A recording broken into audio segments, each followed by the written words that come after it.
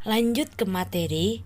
Jadi di sini saya memilih materi adab belajar, mengaji dan bermain, di mana materi ini sangat bersangkutan dengan anak-anak kelas 2 MI. Langsung saja untuk yang pertama, yaitu adab belajar di sekolah. Yang pertama adalah niat. Jadi ketika melakukan apapun itu, yang pertama itu harus ada niat. Karena apa? Karena di situ Allah melihat apa yang ada di dalam isi hati kita. Untuk yang kedua, yaitu memberi salam kepada guru. Memberi salam kepada guru itu biasanya dilakukan ketika guru masuk ke dalam kelas, dan di situ biasanya murid-murid langsung menyambutnya dengan cara memberikan salam kepada. Untuk yang kedua, yaitu memberikan salam kepada guru. Di situ biasanya terjadi saat guru dan siswa bertemu di dalam kelas. Biasanya siswa menyambut ibu guru dengan cara memberi salam. Yang ketiga yaitu berdoa. Di sini berdoa ada berbagai macam doa. Ada yang hanya membaca Al-Fatihah saja, ada yang membaca Asmaul Husna, dan masih banyak doa-doa yang lainnya saat belajar di sekolah. Untuk adab yang keempat yaitu sopan terhadap guru. Di sini yang dinilai dari seorang siswa adalah kesopanan terhadap guru, adabnya kepada guru. Biasanya kesopanan siswa terhadap guru itu mencerminkan perilaku dia dalam kehidupan sehari-hari. Di kurikulum 2013 ini tentang pendidikan karakter dimasukkan ke dalam nilai rapot. Jadi ada patuh kepada guru, sopan terhadap guru itu harus dilaksanakan. Untuk yang kelima yaitu berdoa setelah belajar. Jadi setelah melakukan berbagai adab, setelah itu kalau selesai adabnya kita adalah berdoa. Semoga ilmu yang kita dapat saat memasuki. Untuk yang terakhir yaitu berdoa setelah belajar.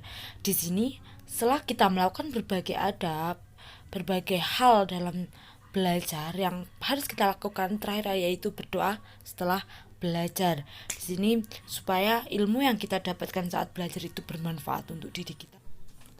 Dan yang kedua yaitu mendengarkan. Di sini ketika guru menerangkan, kita sebagai siswa harus mendengarkan, harus memperhatikan apa yang telah disampaikan oleh guru.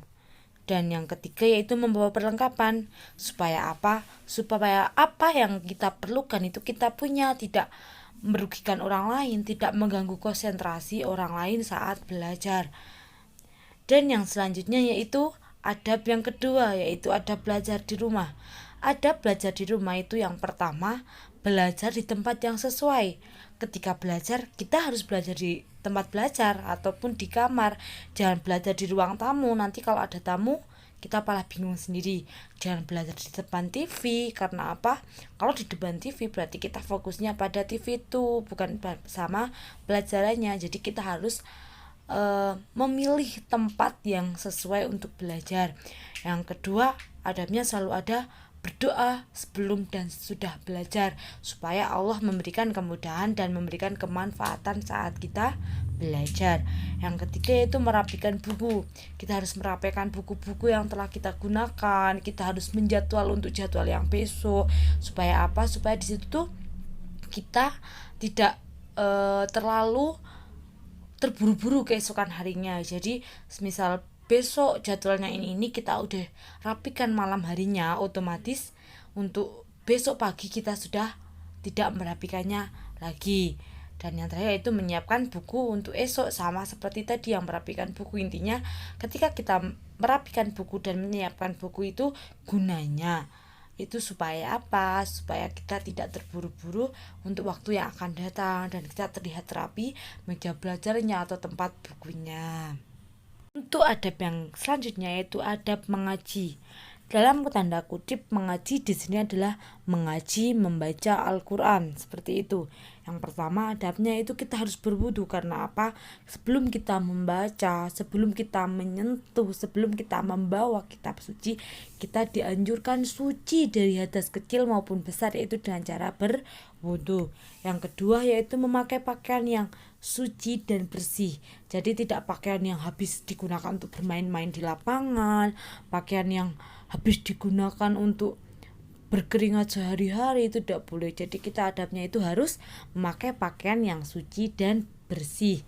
Yang ketiga, membawa Al-Qur'annya dengan benar dengan menggunakan tangan kanan dan membawanya itu dengan sopan, tidak di tangan kanan terus di keatasan di atas kepala, itu tidak boleh. Jadi membawanya sesuai dengan etika kita membawa Al-Qur'an, seperti itu.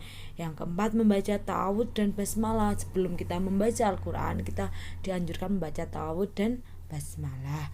Dan yang terakhir yaitu membaca doa sesudah mengaji, supaya apa yang kita baca dalam Al-Quran itu tuh merupakan suatu pahala yang nantinya akan kita nikmati dari Allah Subhanahu wa Ta'ala. Selanjutnya adalah adab bermain. Di sini yang pertama itu harus menyelesaikan tugas terlebih dahulu. Karena apa?